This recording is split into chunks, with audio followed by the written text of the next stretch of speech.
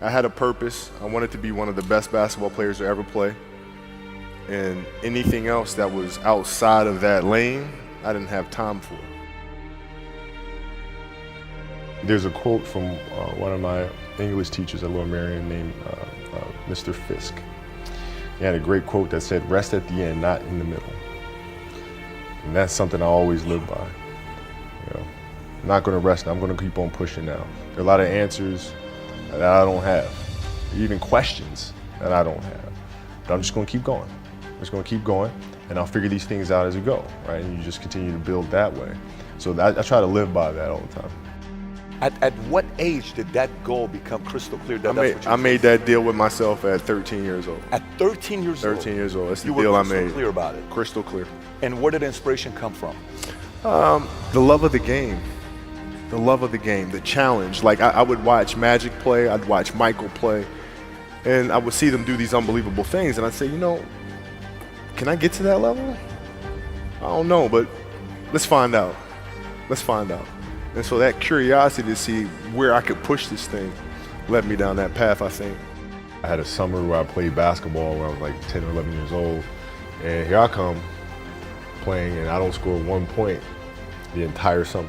Not a free throw, nothing, not a lucky shot, not a breakaway layup, 0 points. And I remember crying about it and being upset about it. And my father just gave me a hug and said, "Listen, whether you score 0 or score 60, I'm gonna love you no matter what." Wow. Now that is the most important thing that you can say to a child. Because from there, I was like, okay, that gives me all the confidence in the world to fail. I have the security there. But to hell with that, I'm scoring 60. And from there, I just went to work. And I stayed with it. I kept practicing. I think that's when the idea of understanding a long-term view became important. Because I wasn't going to catch these kids in a week. I wasn't going to catch them in a year, right? So that's when I sat down and said, okay, this is going to take some thought, all right? What do I want to work on first? All right, shooting. All right, let's knock this out. Let's focus on this. Half a year, 6 months, do nothing but shoot. All right, after that, all right, creating your own shot. And you focus. So I started creating a menu of things. When I came back the next summer, I was a little bit better. I scored. Yeah, it wasn't much, right, but I scored. And this is 12, 13. 12, 13. And then 14 came around, back half of 13, 14 years old. And then I was just killing everyone.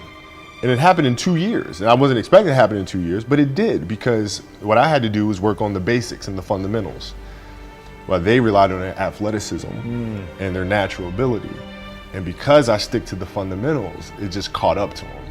And then my body, my knees stopped hurting. I grew into my frame, and then it was game over. Wow. Were you always competitive from the day you were born? You were super competitive? Competitive with things that I participate in. So I'll put it to you this way. So basketball for me was the most important thing. So everything I saw, whether it was TV shows, whether it was books I read, people I talked to, everything was done to try to learn how to become a better basketball player. Everything. And so when you have that point of view, then literally the world becomes your library to help you to become better at your craft. So at 13 years old, I had a I had a kill list. And so, they used to do these rankings. It was Street and Smith basketball rankings. And I was nowhere to be found because I was like 6'4", scrawny, like 160 pounds soaking wet. So I was like 57 on the list. And so I would look at 56, 55, all the way up to number 1, who these players are, what club teams they played for. So when we go on an AAU travel circuit, I got to hunt them down, right? And so that became my mission in high school, is to check off every other person, all those 56 other names, hunt them down and knock them down. So when we played at 13, I would size you up and see what your strengths and weaknesses are. How do you approach the game? Are you silly about it? Are you goofy about it? Are you good at it just because you're bigger and stronger than everybody else? Right? Or is there actually thought and skill that you put into it? Right? And when I'd play to my weaknesses. I always work on the things during those games that I was weak at. Left hand, pull-up jump shot, post game. Right? So I have a strategy. What was really your work ethic like, and for how long did you stay disciplined? Well, I mean, every day. I mean, since, for 20 years. I mean, it was an everyday process and trying to figure out strengths and weaknesses. For example, jumping ability. Man, my vertical was a 40, it wasn't a 46 or a 45. My hands are big, but they're not massive, right? So you got to figure out ways to strengthen them so your hands are strong enough to be able to palm a ball and do the things that you need to do. Quickness, I was quick, but not insanely quick. I was fast, but not ridiculously fast, right? So I had to rely on skill a lot more. I had to rely on angles a lot more. I had to study the game a lot more. And but I enjoyed it though. So like from the time I can remember when I started watching the game, I studied the game, and it just never changed. What does losing feel like to you? It's exciting. Why is it exciting? Because it means you have different ways to get better. There's certain things that you can figure out that you can take advantage of, right? Certain weaknesses that were exposed that you need to shore up, right? So it was exciting. I mean, it sucks to lose, right. But the hardest thing is to face that stuff. That's a really, really tough challenge. How did you get mentally and emotionally so strong where it doesn't bother you? Well, you got to look at the reality of the situation. Like for me, it's not, you kind of got to get over yourself, right? And then after that, it's okay, well, why did those air balls happen? Got it. I didn't have the legs. So you look at the shot, every shot was online, but every shot was short, right? I got to get stronger. I got to train differently. The weight training program that I'm doing, I got to tailor it for an 82-game season so that when the playoffs come around, my legs are stronger and that ball gets there. So I look at it with rationale and say, okay, well, the reason why I shot air balls is because my legs aren't there. Well, next year they'll be there. You have to do the hard stuff and watch that game and study that game to not make those mistakes over and over again just because you weren't brave enough to face it. So you got to deal with it. Got to deal with it. Face it, learn from it. You don't want to have that feeling again, do you? Right? So you got to really study it, face it, and not to say you'll win the next time you face it, but at least you'll give yourself a better chance. Yeah. It's an obsessiveness that comes along with it. You want things to be as perfect as they can be, understanding that nothing is ever perfect. But the challenge is try to get them as perfect as they can be. And what can you do? It's in your control. So control what you can. You have this mindset, but how did you develop that? I don't know if that's what you call the Mamba mindset, but how did you develop that? And when did it start? It started in middle school and high school.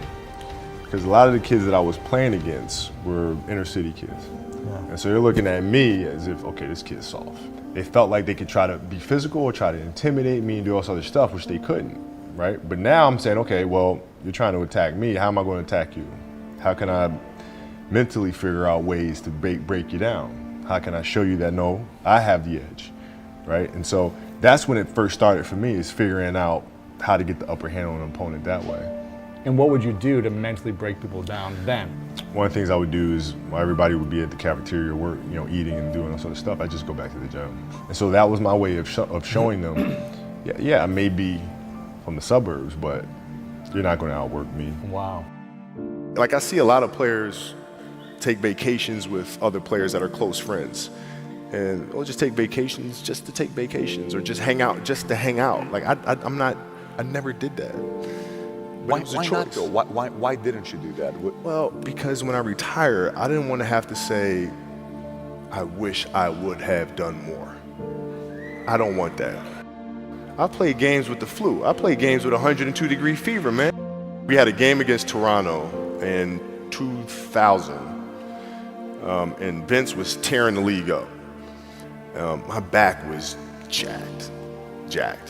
So I would be in the layup line like, okay, there's a lot of days where you can rest and recover. Today ain't one of them. Your back can bother you any other day. That ain't bothering me today. He gonna have to see me today.